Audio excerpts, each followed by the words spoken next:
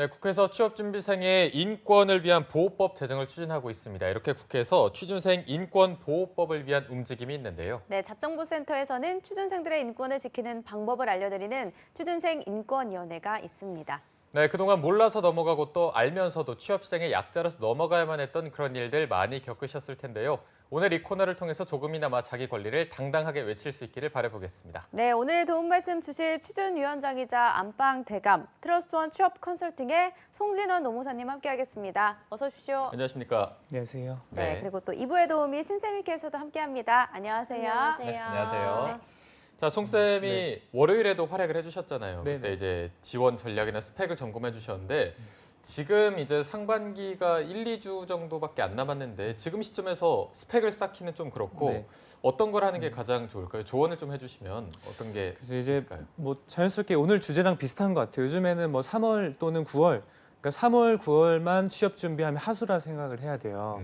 그러니까 결국 이제 365일 계속 취업 준비를 해야 되기 때문에 요즘 그러니까 취업을 다 하고 있어요. 지금도 계속 지원을 하고 있고. 근데 이제 3월, 9월에 좀 많이 뜬다 보니까 어떻게 보면 시간 관리가 좀 가장 중요하지 않겠냐. 왜냐하면 네. 한꺼번에 많은 지원을 해야 되고 인적성도 봐야 되고 뭐 면접 준비도 하고 기업 분석하려면 지금 이제 필요한 거는 타임 매니지먼트, 시간 관리적인 측면을 좀 초점에 맞추고 싶습니다. 네, 지금 필요한 건 타임 네, 매니지먼트. 타임 매니지. 네, 알겠습니다. 자, 그럼 오늘 주제도 바로 들어보도록 하겠습니다. 네, 오늘 주제는 아까 말씀드린 이제 그 수시 채용과 관련한 것인데요. 네. 현대자동차가 아시다시피 이제 정기 공채를 폐지하고 10대 그룹 이제 가운데 처음으로 이제 수시 채용을 하겠다고 밝혔습니다. 네. 그래서 아마 그 이유는 이제 변화하는 환경에 대처를 하고 훨씬 더 효율적으로 인재 확보를 나서겠다는 것으로 추측이 되는데요.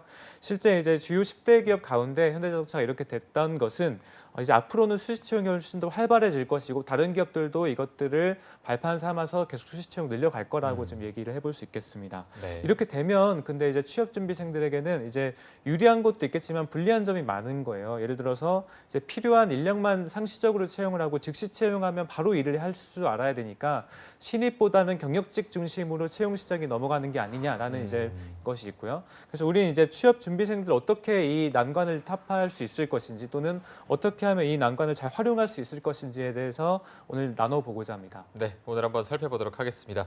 자, 그러면 신세미 캐스터가 오늘의 안건 바로 소개해 주시죠. 네, 한 신문사와 민간 연구소가 전국 20대 300명을 대상으로 실시한 설문에서 신입 공채 과정에서 경력이 매우 중요하다고 느꼈다라는 응답이 전체의 73.7%를 차지했습니다. 또한 실제로 한 취업 포털이 조사한 지난해 하반기 신입사원 스펙을 살펴보면 경력을 보유하고도 신입으로 지원한 올드 루키가 전체의 25%에 달했다고 하는데요. 취업준비생 26세 A씨는 지난해 9월에 한 유통회사 영상 제작자로 지원을 했습니다. 취업 사이트에 올라온 공지에는 신입 공채를 뽑는다라고 적혀 있었지만 면접관들은 A씨에게 경력을 물으면서 우리는 스펙만 좋고 경력이 없는 사람은 힘들다라고 했다고 하는데요.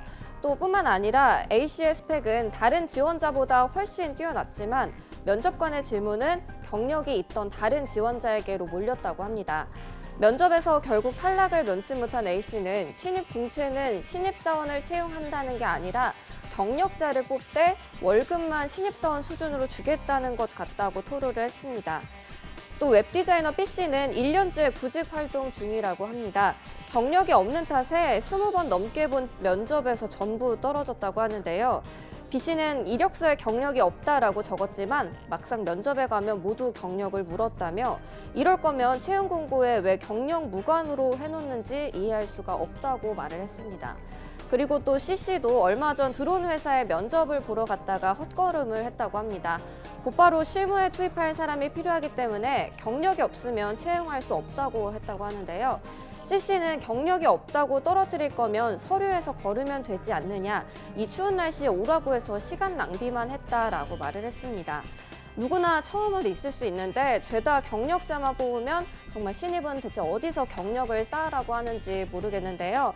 따라서 취준생 인권위원회 안건으로는 직무 중심의 채용, 신입인데 어떻게 경력을 쌓아야 하는 걸까입니다. 네, 알겠습니다. 올드르키 선호도는 이전부터 좀 기업들에 있어서 높았던 것 같긴 한데 네. 이번에 현대차의 상시 채용으로 인해서 다시 한번 불이 지펴진 게 아닌가 싶은데요. 네네. 그래서 이제 아까 이제 말씀드린 현대기아차 그룹이 도입이 됐지만 실제 이게 첫 번째 도입은 아니에요.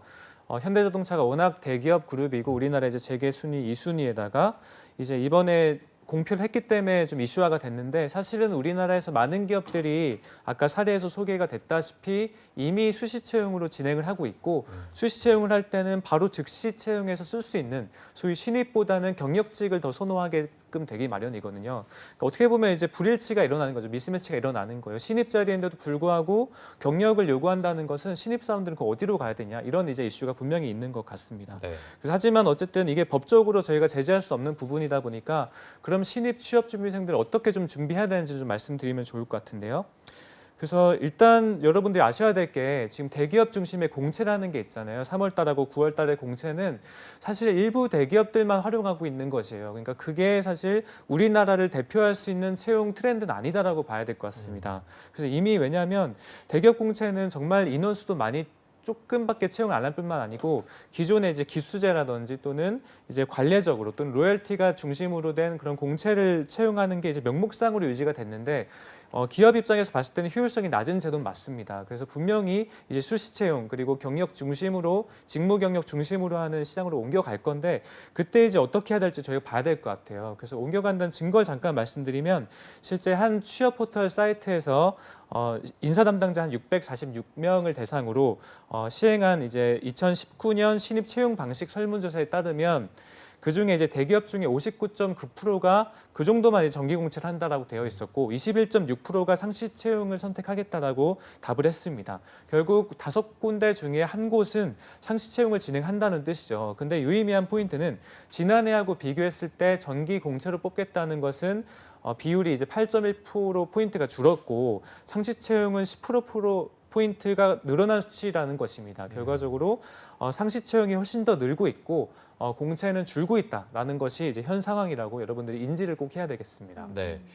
이런 것만 봐도 상시 채용, 수시 채용이라는 흐름을 저희가 어떻게 뭐 바꿀 수도 없는 거고 좀 받아들여야 될 텐데 이럴 때 취준생들이 어떤 식으로 대처를 하는 게 좋을까요? 그렇죠. 그래서 아까 이제 신입은 어떻게 경력을 쌓아야 되냐 이게 이제 주요 안건이었는데 네. 첫 번째로는 직무 전문성을 여러분들이 아셔야 될 건 한 번에 쌓기가 힘들다는 거예요. 기업에서 요구하는 그런 직무 전문성은 어느 정도 기간이 좀 축적이 돼야 됩니다. 그 말은즉슨 여러분들이 지금처럼 이제 4학년이 됐을 때 어느 직무를 골라야 될지 알고 하면 너무 늦은 거예요.